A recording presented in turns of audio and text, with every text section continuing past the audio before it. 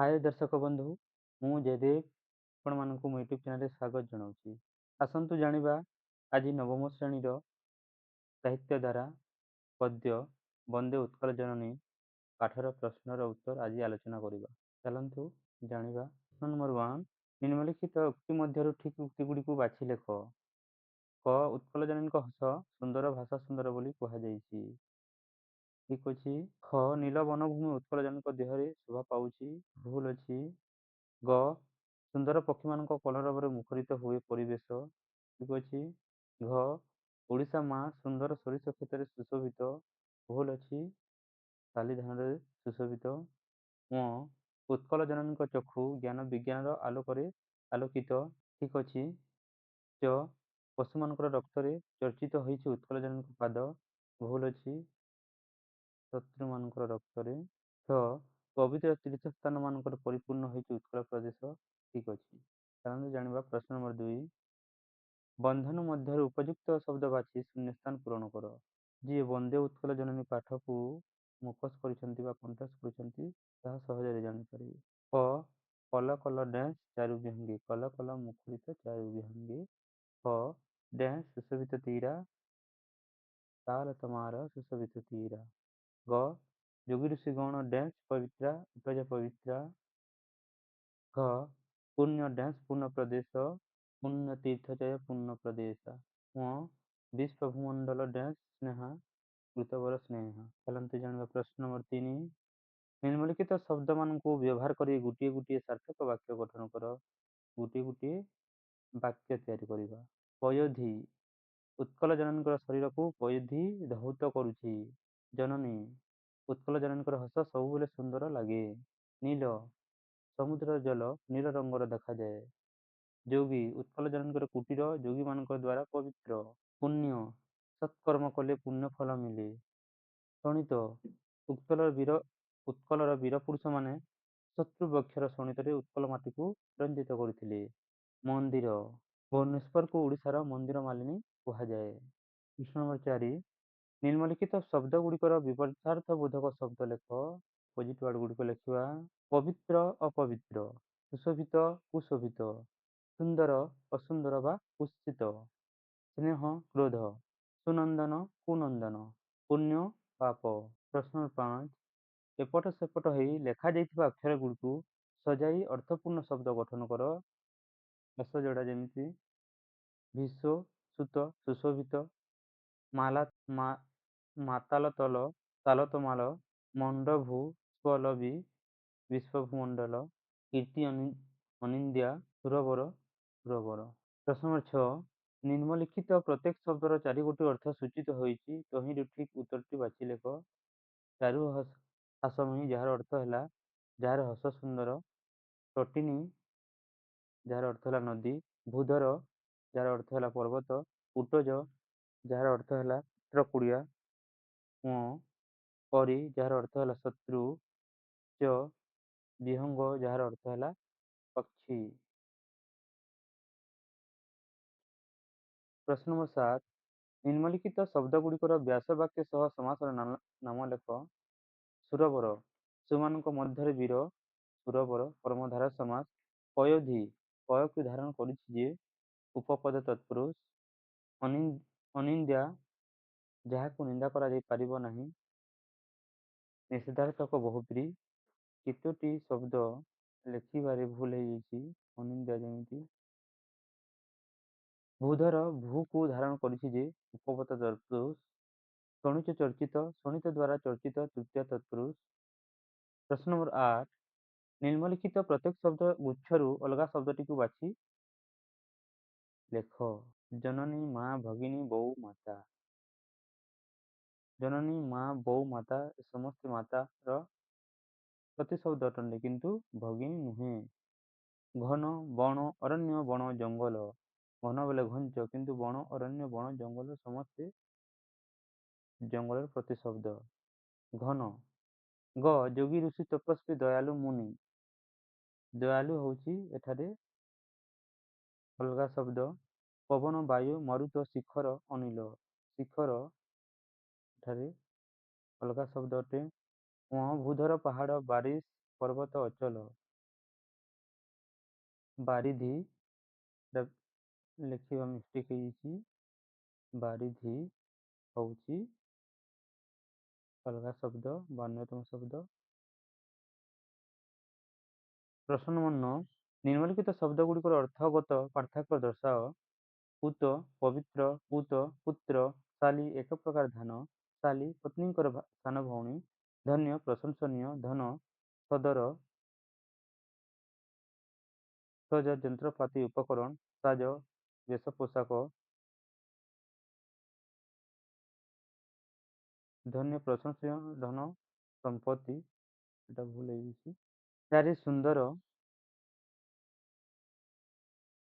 ରୁ ଯଜ୍ଞରୁ ଉତ୍ପନ୍ନ, କାୟା ଶାନ୍ତ। ପ୍ରଶ୍ନ ନମ୍ବର 10 ନିମ୍ନଲିଖିତ ପ୍ରତ୍ୟେକ ଶବ୍ଦରୁ ଦୁଇଟି ଲେଖାଏଁ ପ୍ରତି ଶବ୍ଦ ଲେଖ। ଅୟୋଧି ସାଗର, ସିନ୍ଧୁ ଶୁଭ୍ର, ଶ୍ଵେତ ସ୍ୱଚ୍ଛ, ଋଷି ମୁନି ତପସ୍ୱୀ, ବିହଙ୍ଗ ପକ୍ଷୀ, ବିହଗ ତରଙ୍ଗ, ଉର୍ମି ଲହରୀ। କ୍ଷୁଦ୍ର ଉତ୍ତରମୂଳକ ପ୍ରଶ୍ନ। ପ୍ରଶ୍ନ ନମ୍ବର 11 ଚିରଭାଷାମୟୀ କାହାକୁ କୁହାଯାଇଛି? ଉତ୍କଳ ଜନନୀକୁ। ପ୍ରଶ୍ନ ନମ୍ବର 12 ଉତ୍କଳ ଜନନୀଙ୍କ ଶରୀରକୁ କିଏ ଧୋଇ ଦେଉଛି? ସମୁଦ୍ରର ପବିତ୍ର ଜଳଧାରା। ପ୍ରଶ୍ନ ନମ୍ବର 13 ଉତ୍କଳ ଜନନୀ କାହାର ଶୀତଳ ପବନରେ ଉତ୍ଫୁଲ୍ଲିତ ହେଉଛି? ନଦୀ ତଟର ଶୀତଳ ପବନରେ। ପ୍ରଶ୍ନ ନମ୍ବର 14 ଉତ୍କଳ ଜନନୀଙ୍କ ସମୁଦ୍ର ତଟଦେଶ କେଉଁଥିରେ ସୁଶୋଭିତ? ତାଲତମାଲ। ପ୍ରଶ୍ନ ନମ୍ବର 15 ନୀଳ ପର୍ବତ ଗୁଡ଼ିକ କେଉଁ ଆକୃତିରେ ଉତ୍କଳ ଜନନୀଙ୍କ ଦେହକୁ ସଜାଇଛନ୍ତି? ତରଙ୍ଗ ଆକୃତିରେ। ପ୍ରଶ୍ନ ନମ୍ବର 16 ଉତ୍କଳ ଜନନୀଙ୍କ ଅଙ୍ଗ କେଉଁଥିରେ ଶୋଭିତ? ଉତ୍କଳ ଜନନୀଙ୍କ ଅଙ୍ଗ ଘଞ୍ଚ ଅରଣ୍ୟ ଦ୍ୱାରା ଶୋଭିତ। ପ୍ରଶ୍ନ ନମ୍ବର 17 ଉତ୍କଳ ଜନନୀଙ୍କ ଚକ୍ଷୁ କେଉଁ ଆଲୋକରେ ଉଜ୍ଜ୍ୱଳ? ଜ୍ଞାନ ବିଜ୍ଞାନ ଆଲୋକରେ ଉଜ୍ଜ୍ୱଳ। ପ୍ରଶ୍ନ ନମ୍ବର 18 କେଉଁମାନଙ୍କର ପତ୍ର କୁଡ଼ିଆରେ ଉତ୍କଳ ଜନନୀ ପବିତ୍ର? ଯୋଗୀ ଋଷିମାନଙ୍କ ପତ୍ର କୁଡ଼ିଆରେ। ପ୍ରଶ୍ନ ନମ୍ବର 19 ଉତ୍କଳ ମାତାଙ୍କ ଶରୀର କାହାର ରକ୍ତରେ ଚର୍ଚ୍ଚିତ ହୋଇଛି? ଶତ୍ରୁମାନଙ୍କର। ପ୍ରଶ୍ନ ନମ୍ବର 20 ଉତ୍କଳ ପ୍ରଦେଶ କେଉଁଥିରେ ପୂର୍ଣ୍ଣ ହୋଇଛି? ଉତ୍କଳ ପ୍ରଦେଶ ପବିତ୍ର ତୀର୍ଥଭୂମି ଦ୍ୱାରା ପୂର୍ଣ୍ଣ ହୋଇଛି। ପ୍ରଶ୍ନ ନମ୍ବର 21 ଉତ୍କଳ ଜନନୀ କେଉଁମାନଙ୍କ ପାଇଁ ବନ୍ଦନୀୟା? ମହାନ କବି ଓ ସୁପୁତ୍ରମାନଙ୍କ ପାଇଁ ବନ୍ଦନୀୟା। ପ୍ରଶ୍ନ ନମ୍ବର 22 ଉତ୍କଳର କ୍ଷେତ କେଉଁଥିରେ ସୁଶୋଭିତ? ସୁନ୍ଦର ଶାଲିଧାନରେ। ପ୍ରଶ୍ନ ନମ୍ବର 23 ଉତ୍କଳ ଭୂମିରେ କେଉଁମାନଙ୍କ ଗୃହ ଶୋଭା ପାଉଛି? ବହୁ ବୀର ଓ ଯୋଦ୍ଧାଙ୍କର ଗୃହ ଶୋଭା ପାଉଛି। ପ୍ରଶ୍ନ ନମ୍ବର 24 କେଉଁମାନେ ସାରା ବିଶ୍ୱରେ ସ୍ନେହ ଭାଜନ ହୋଇପାରିଛନ୍ତି? ଉତ୍କଳର ଗୁଣୀ ଜ୍ଞାନୀ ଓ ବିଦ୍ୱାନମାନେ ସାରା ବିଶ୍ୱରେ ସ୍ନେହ ଭାଜନ ହୋଇପାରିଛନ୍ତି। ପ୍ରଶ୍ନ ନମ୍ବର 25 କାହାର ଅନିନ୍ଦ୍ୟ କୀର୍ତ୍ତି ଭୁବନ ବିଦିତ? ଉତ୍କଳ ଜନନୀଙ୍କର ଅନିନ୍ଦ୍ୟ କୀର୍ତ୍ତି ଭୁବନ ବିଦିତ। ପ୍ରଶ୍ନ ନମ୍ବର 26 କେଉଁମାନଙ୍କର କଳରବରେ ଉତ୍କଳ ଭୂମିର ପରିବେଶ ମୁଖରିତ ହେଉଛି? ପକ୍ଷୀମାନଙ୍କ କଳରବରେ। ପ୍ରଶ୍ନ ନମ୍ବର 27 ଉତ୍କଳ ଜନନୀଙ୍କ ବେଶ କେଉଁଥିରେ ଶୋଭା ପାଉଛି? ସୁନ୍ଦର କଲାକୃତିରେ। ଜାଣନ୍ତୁ ଜାଣିଦେବା ସପ୍ରସଙ୍ଗ ସରଳାର୍ଥ କେମିତି ଲେଖିବା। ବିନା ଏମବିଡି ଗାଇଡ୍ ଦେଖିକି ଆମେ ବହି ମାଧ୍ୟମରେ ଲେଖିପାରିବା। ପୂତ ପଇରି ବିରୌତ ଶରୀରା, ତାଲତମାଲା ସୁଶୋଭିତ ତୀରା, ସୁବ୍ରତ ନିକୁଲ ଶିଖର ସମୀରା, ଜନନୀ ଜନନୀ। ଚାଲନ୍ତୁ ଜାଣିଦେବା କେମିତି କଣ ଲେଖା ହେଇଛି। ପଦ୍ୟାଂଶଟି ଆମ ସାହିତ୍ୟ ବହିର ବନ୍ଦେ ଉତ୍କଳ ଜନନୀ ପାଠରୁ ଆନିତ। ଏହି କବିତାର କବି ହେଉଛନ୍ତି କାନ୍ତ କବି ଲକ୍ଷ୍ମୀକାନ୍ତ ମହାପାତ୍ର। ଏହି କବିତାରେ କବି ବର୍ଣ୍ଣନା କରିଛନ୍ତି ଯେ ଉତ୍କଳ ଜନନୀ ପ୍ରକୃତି ଦ୍ୱାରା କିପରି ଶୋଭା ବର୍ଦ୍ଧନ କରୁଛନ୍ତି। ଚାଲନ୍ତୁ ଜାଣିଦେବା। ଏହି କବିତାରେ କହୁଛନ୍ତି ଯେ ଉତ୍କଳ ଜନନୀଙ୍କର ଶରୀରକୁ ସମୁଦ୍ରର ପବିତ୍ର ଜଳଧାରା ଧୋଇ ଦେଉଛି। ଉତ୍କଳ ଜନନୀଙ୍କର ସମୁଦ୍ର ତଟ ଦେଶ ତାଳତମାଳ ବୃକ୍ଷ ଦ୍ୱାରା ସୁଶୋଭିତ। ଉତ୍କଳ ଜନନୀଙ୍କର ନଦୀତଟ ଦେଶରେ ସ୍ୱଚ୍ଛ ଶୀତଳ ପବନ ପ୍ରବାହିତ ହୋଇଥାଏ। ଜନନୀ ବକ୍ଷ ଦେଶରେ ସ୍ଥାନିତ ନଦନଦୀମାନଙ୍କର ତଟ ଦେଶରୁ ପ୍ରବାହିତ ଶୀତଳ ସମୀରଣ ହୃଦୟ ପୁଲକ ସଞ୍ଚାର କରେ। ସେମିତି ଏହି ଦୁଇଟା ପଏଣ୍ଟ ପୁଣି ରିପିଟ୍ ହେବ। এটা ଦେଖନ୍ତୁ ଉକ୍ତ ପଦ୍ୟାଂଶଟି ସେଇ ଦୁଇଟା ପଏଣ୍ଟ ରିପିଟ୍ ଅଛି। ଏଠାରେ ଲେଖିବା 8 ନମ୍ବର ଧାଡ଼ିରେ ସେ ପଂକ୍ତିରେ କ'ଣ ଭାବାର୍ଥ ଆମକୁ ସୂଚିତ କରୁଛି ତାହାର ଭାବାର୍ଥକୁ ଏଠାରେ ଲେଖିବା। ତଳେ ଯାହା ଆମେ ପଂକ୍ତିରୁ ଜଣାପଡ଼ୁଛି ବା ବୁଝା ପଡ଼ୁଛି ସେସବୁ ଏଠାରେ 2-3 ଧାଡ଼ି ଲେଖିବା।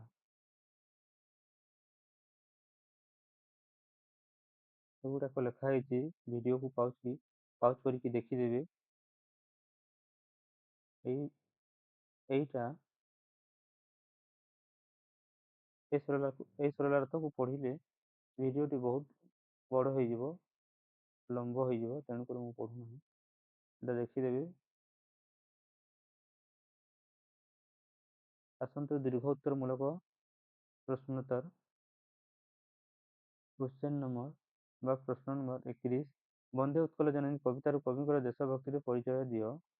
ପ୍ରଥମ କଥା ତ ଯେତେବେଳେ ବି ଦୀର୍ଘ ଉତ୍ତର ମୂଳକ ଲେଖୁଛନ୍ତି କବିଙ୍କ ବିଷୟରେ ବା କବି ପରିଚୟ ଦେଇକି ଲେଖିବେ। ପ୍ରଥମେ ଅନେକ ତାଙ୍କର ଯେଉଁ କବି ପରିଚୟ ଅଛି ଭଲ ଭଲ ପଏଣ୍ଟକୁ ଏଠାରେ ଲେଖିବେ ଓ ତାର ଭାବାର୍ଥ ଗୁଡ଼ିକ ଏଠାରେ ଲେଖିବେ।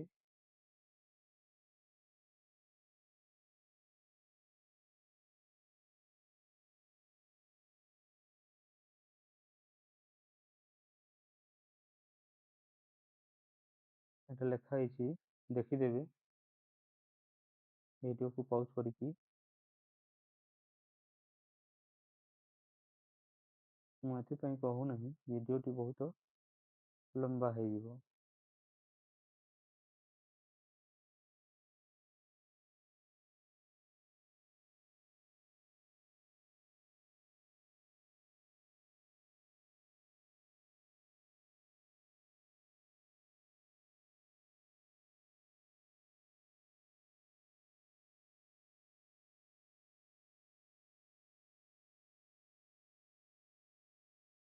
ଭିଡ଼ିଓଟି ଭଲ ଲାଗୁଥିଲେ ଲାଇକ୍, ସେୟାର ଓ କମେଣ୍ଟ କରିବା ପାଇଁ ଭୁଲିବେ ନାହିଁ।